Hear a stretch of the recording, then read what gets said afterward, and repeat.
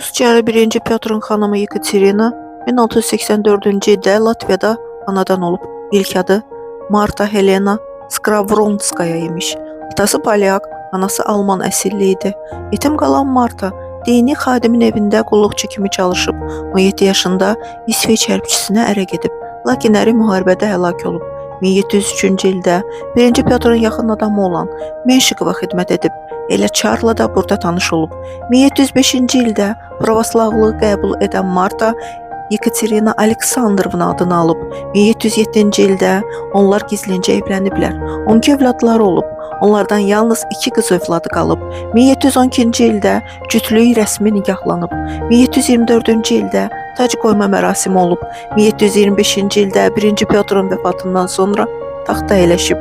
1727-ci ildə 43 yaşında vərəm xəstəliyindən Yekaterina vəfat edib.